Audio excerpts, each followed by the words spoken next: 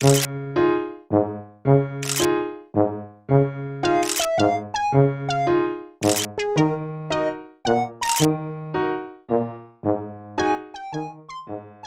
there, my name is Sonia Boko and I'm a Rainbow Balloons. If this is your first time here, welcome. It's really great to be meeting you for the first time.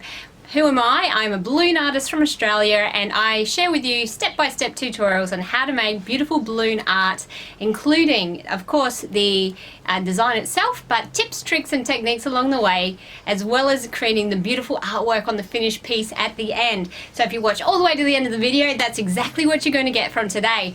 If you are a returning viewer, thank you so much for your support. I'm really glad to have you here today.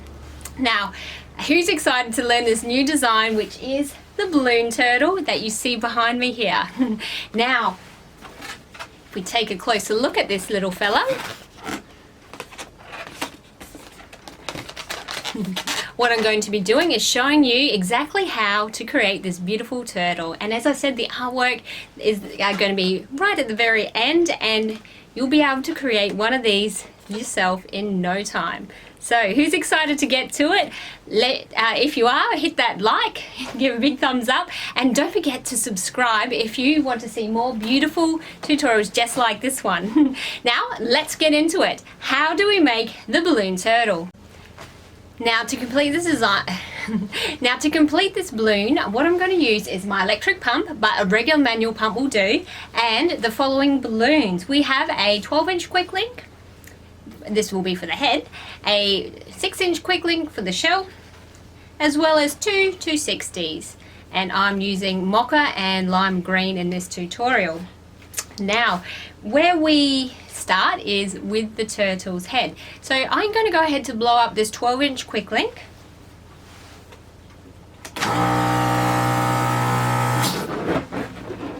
Now, we don't need it to be too huge, but what I'm going to do is bring it to about this point. See how it's not fully rounded? In fact, it's got a little bit of a flat side happening. That's great. That is something that we are going to actually try to accentuate as we complete this design. But what I want you to do is inflate it, and it's approximately the size of my hand. But I am going to go ahead to tie this end of the quick link with the nozzle.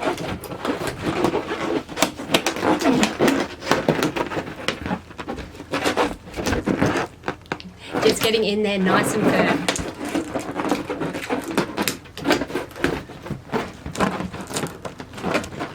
Just see how nice and secure and firm against the balloon that is. You don't want to have that too loose, but it's going to create this effect where you've got a bit of a flatter bottom and you've got that beautiful round top. So it helps to give the turtle the unique shape in its head. Now, you must forgive the quality of this balloon at the moment. It's actually a little bit old and it's got this really weird bobbly thing happening to it. But it's the last lime green that I have, so I really need to keep working with it and make it work. But next, I'm just going to pop that to one side, and I am going to inflate the balloon for the rest of the body. Okay, so here's a little tip when it comes to inflating your 260 balloons. Pinch off a point where you would like to inflate the balloon up to. So in this case, I want to have approximately 8 to 10 centimeters, which is around 4 inches of uninflated balloon. So I'm going to hold firmly there with my fingers whilst I inflate with my electric pump the nozzle end.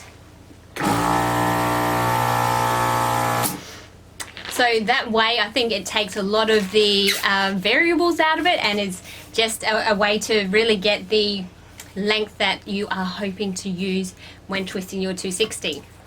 What I'm going to do is just let a little bit of air out, and we're just going to tie a knot. So what we are doing now is we're taking that front flipper, and I'm just angling out my thumb a little bit to eyeball that, and it's going to be our first flipper. We're going to start doing a demi twist, which is twist that balloon, but before you've got two fully separate chambers, we are now going to leave it at that point. I'm going to pull the rest of the 260 down slightly. Now you want to get it to a point where there is a kind of a strange shape happening there, a bit of a flattening of that curve.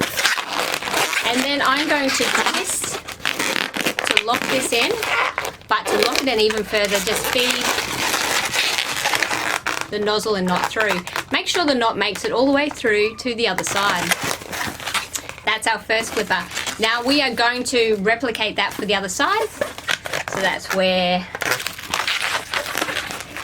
approximately the same point. Now, if it's not identical, that's okay. Close enough is pretty good too. Remember, they're on opposite sides of the turtle's body, so that's pretty good. People aren't going to be measuring.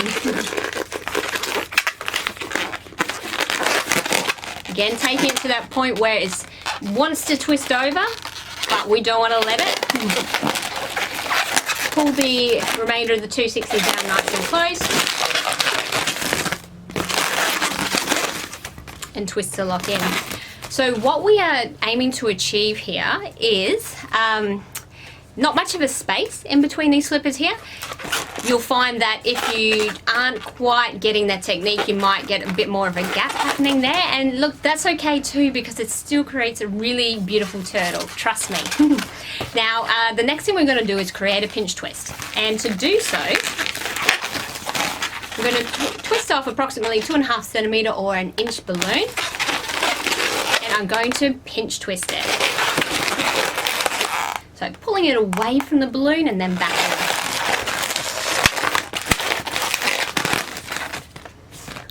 The next thing is to bring together the head and the body of your turtle, and we're going to do that by just separating that and creating a space there, and we're going to ease the pinch twist under into that space.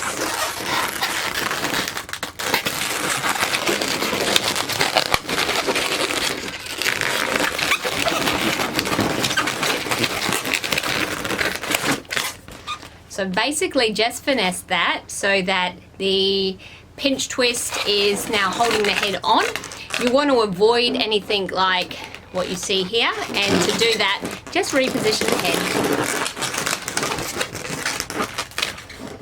We want to have the two sides just slightly off to the side like so, and not twisting it around too much, because you'll definitely be able to see that you've got a greater surface area here, and to this side it is just a bit narrower.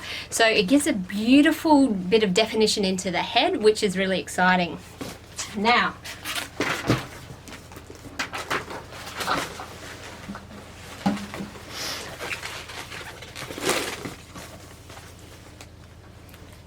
the next thing you're going to want to do is inflate your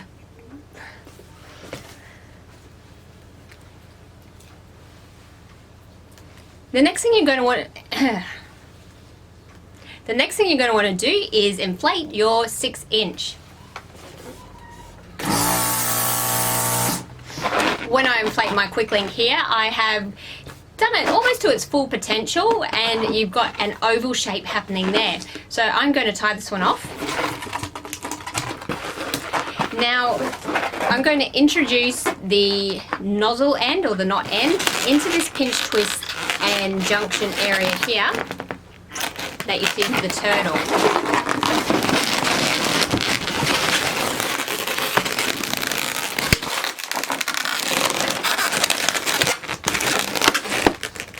Help to lock that in place by sliding it through one of those gaps in the turtle's flipper. So what I'm going to do now is take this end of the quick link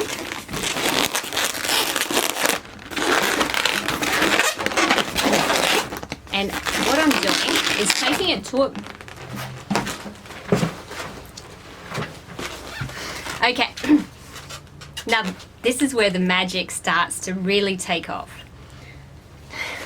Now this is where a bit of balloon magic starts to happen. What I'm going to do is take the nubbin end of this quick link, and I am going to bring it to a point down on that 260, and then I'm going to take it in even further. So I don't want it to just go here where it just suddenly meets the balloon, but I'm going to pull my 260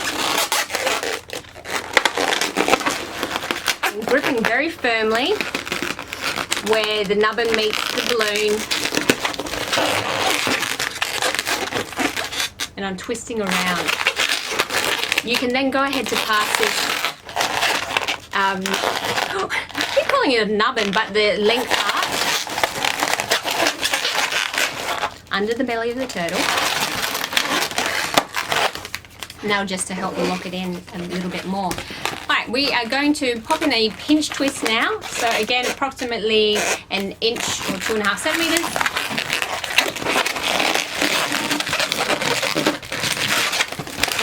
And what that'll do is also help to strengthen that bond or the junction between the end of the quick link and the 260. And we're going to go ahead to create the back flippers. Now, before we continue, I'd just like to give a shout out to the design inspiration that using a balloon such as a quick link came from. Many years ago I saw a beautiful design by Billy Damon, and he used I believe it was a 5-inch round to create the turtle shell, which is really beautiful. Now, over time, I've started to see some other balloon artists using a similar feature, but I really love how it differs by introducing a quick link into the mixture with the 260s, and it's just a really beautiful thing. So that's sort of how there's been a bit of an evolution with my turtle design. I'm going to go ahead to do the fins of the turtle design for the back, and I'm going to do a twist which is about the length of my hand. At this point, as we're getting close towards the end, you can, whatever dominant hand you're twisting with, use your other one just to help encourage the air to stay more towards the end where you want it to be. That is where all the action's happening, and less so the shrinking bit at the end. But I am going to do just what we did with those front fins.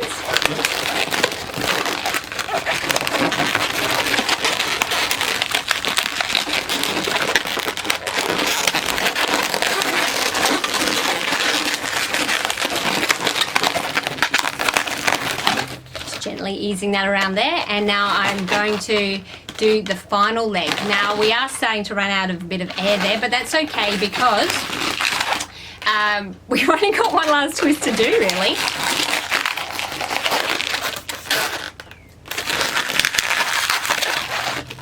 So we've got, I think, just enough.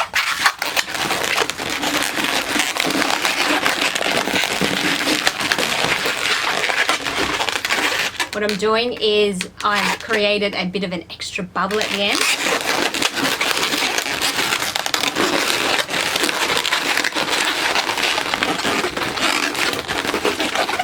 And if you were lucky enough to have no balloon remaining, that's basically where you're going to twist it in and tuck it away. But just to help keep it out of the way, what I'm going to do, just finesse it until it is hiding a bit under the tummy bubble here in the middle. Otherwise, people might ask just how anatomically correct your design is. Not at all, not at all. But okay, what we are going to do is just position your turtle. So we've got our two fins at the back.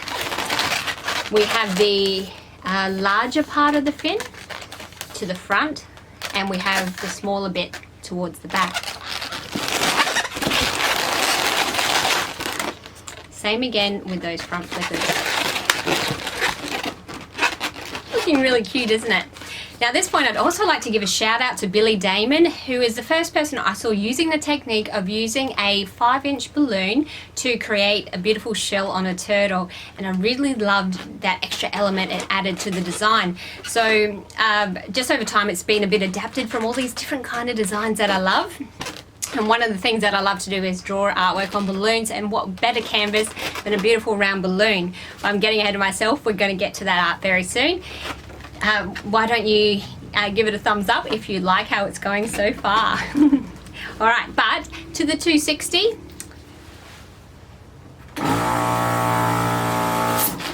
I'm inflating that, and it doesn't quite matter how much I do that to. I just need to know that I've got enough to go around the 6-inch quick link, always birthing that balloon, and then I want to be able to remove the excess of the balloon. So it doesn't quite matter if you have this much or if it was less, but you don't really want to get it to the end because that's just not necessary. All right, so we're going to bring the shell, or the decoration part of the shell in. I'm going to introduce the 260 into the design in the neck area here, and then I'm going to bring it around the back of this balloon, and it's going to slot into the other side, and I'll show you how that goes along the way. So taking that nozzle and going into the junction, and as always I'm going to lock that by passing it through the middle of one of those pins.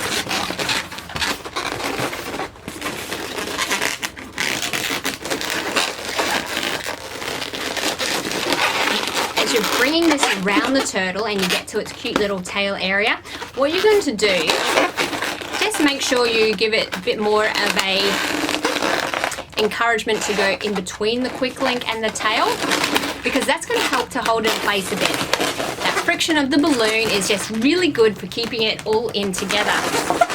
Now bringing it around to the other side, and because it's starting to get quite busy in this area, what I want to do is anticipate how long I need to make the rest of the balloon.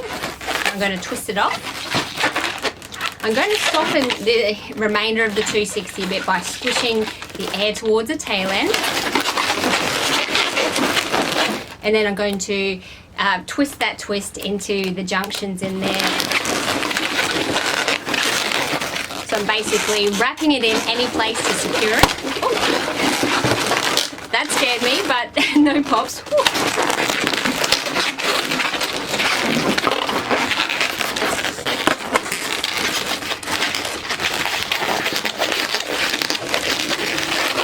Make sure you're being a bit gentle here, and you don't want to create any friction holes, so you can help just encourage it by rolling it gently as you go. I'm going to go ahead to remove the excess, and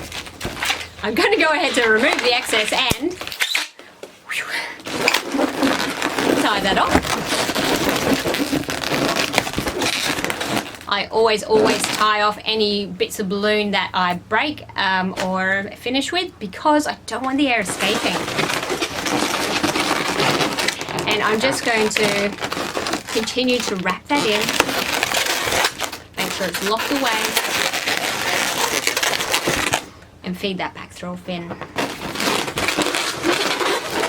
So you might need to do just a little bit of minor adjustment here, because you want that pinch twist at the neck area to be front and center, and without being obstructed too much by the fins and the part of the shell. And you want the parts of the shell to be encouraged to go back into that junction, just to help bring the design all together.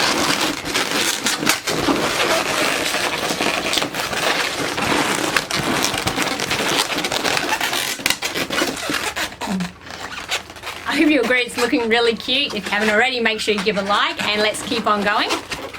Now, to help tidy up this area and just make the design a little bit neater,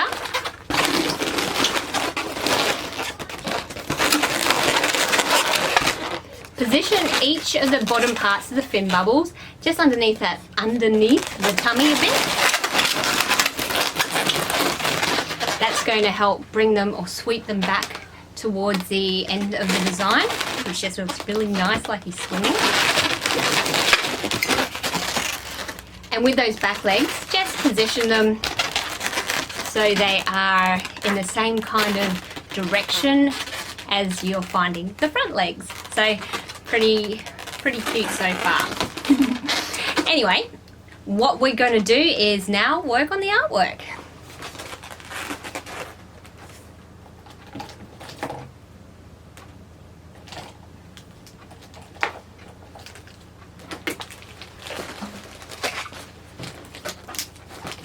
To help bring this design to life, I'm going to use 4 different colors. I have my black marker, I have my 2 Sharpies in pink and dark green, and I have my white Posca paint marker. So with these ones, make sure any markers or paint pens that you might use are alcohol free, because otherwise they will cause the latex to burst. And once you've gotten to this point, no way do you want that latex to burst. You feeling me? I'm sure you are.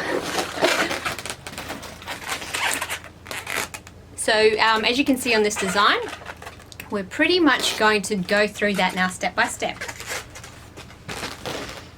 Starting with the eyes. So take your black marker, and what we're going to do is find a point that is a good point of reference, which I like to use this part of the shell here. And I'm going to draw a circle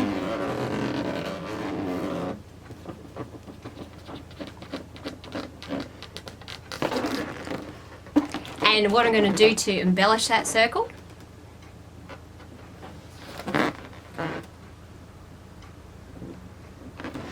just giving it a nice little fine point. You can give it an eyelash or 2 or 3 or 4 if you like. I mean, do turtles have eyelashes? I really kind of don't think they do, but it looks kind of cute too. So, right, and I like to give it the eyebrow because eyebrows bring so much expression to a design, the innocence or the cuteness. And even if there's not actual physical eyebrow hairs, they do often have ridges, so that can be a nice representation of that. So we're going to go to the opposite side of the balloon, and I can even see through it, as you do, it's a balloon, but I can judge the point in which I need to draw the eye on this side. But I've also got the point of reference, which is the shell.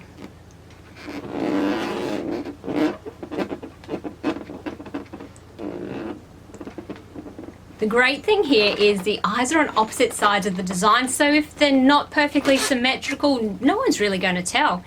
Just as long as they look adorable and they seem pretty much in the right place. Oh yeah. Alright, so I'm going to do the same thing that I did to the other side. So just got a little point there. And I'm going to get closer.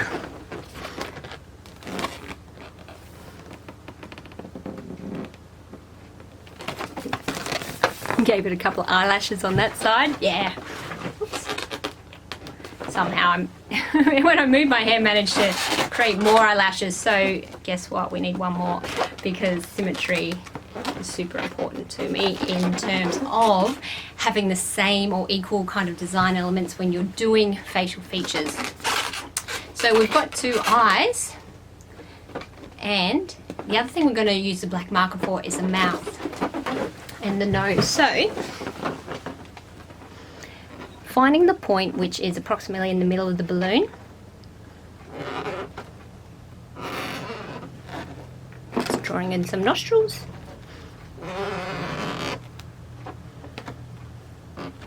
we've got a cute little smile. So I like to add a bit of definition like the underlip there.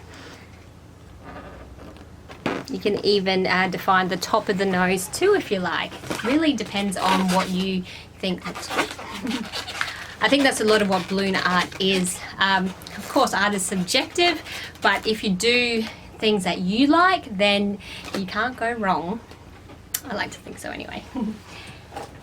I forgot one of the colours, and why not introduce it right now? I like to use brown or orange to do the design on the shell. So what I'm going to do is a flicking or back and forwards motion just to create lines going around the 260 part of the design. What I mean by that, just holding that a little bit loosely.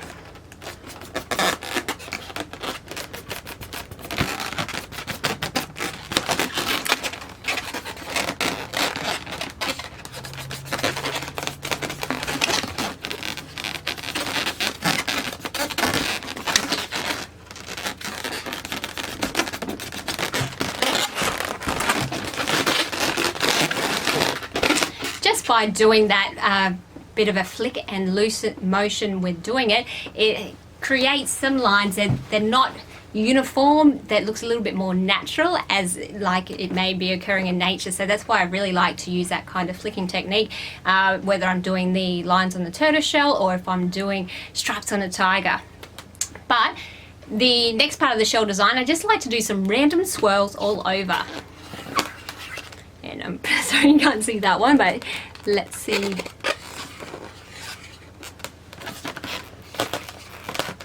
Now, I'm also a fan of drawing hearts just about everywhere. So I'm going to do a bit of a spiral heart. spiral heart, not quite, but following the kind of design aesthetic that we're achieving by doing the swirls. So what I try to do as I'm doing it is fill in those spaces, have some larger elements, some smaller ones. And when I notice that my swirls seem to be often starting the same point, I try and switch it up, so it doesn't just look too formulaic and rigid. We want to try and have a little bit of organic occurring there. Looking so cute. All right, so the next bit, I'm going to add some cheeks. And because I like a bit of a cutesy aesthetic, I'm going to do love hearts. I say it like I don't like it, right? But love hearts are really cute. Especially if you're creating the design for a young lady, they might, I think they really love that little special touch. And then I'm going to be a bit random and draw green circles, some here on the forehead area, and some on the flippers, and even on the sides of the cheeks as well.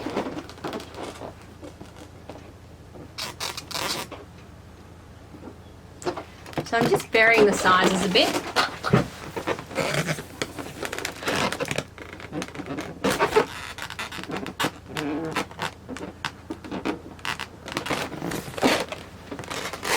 Something to remember when drawing something like random spots on a creature, try to do odd numbers. It just looks more visually pleasing, and avoid symmetry wherever possible.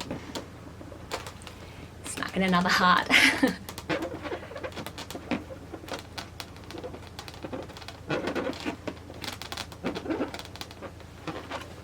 Yes.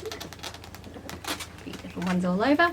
And then just doing that same kind of design pattern.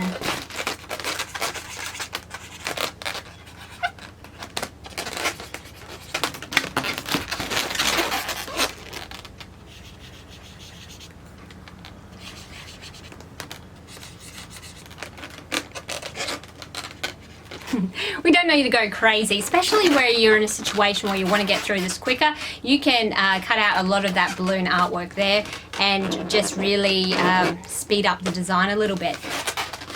In all honesty, if I was focusing on this and not talking so much, if it weren't a tutorial, I get through this design a lot quicker than you might think. I'm going to go ahead now to take my white Posca paint marker. And we're going to add the shine into the eyes. Now, normally what I'd tell you is you need to make it symmetrical. When you're looking at the light sources, sorry, symmetrical, no. So now we're going to use the white Posca paint marker. When you're using it, normally the way in which we approach drawing reflections in the eyes of things is you've got the light source coming from whatever direction when they're on the front of the face. So you're going to have the shine appearing in the same spot in the eyes. When the eyes are on opposite sides of the head, well, it's a free-for-all. However, different kind of light sources, I do like to try and get the same happening on both sides.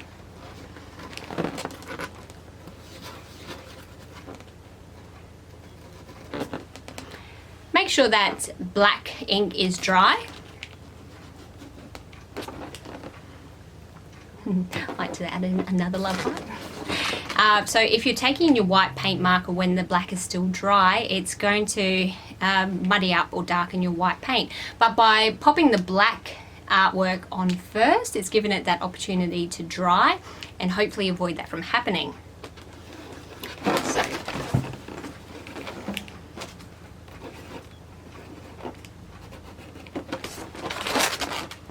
unfortunately this side must keep getting in my hair. Ooh.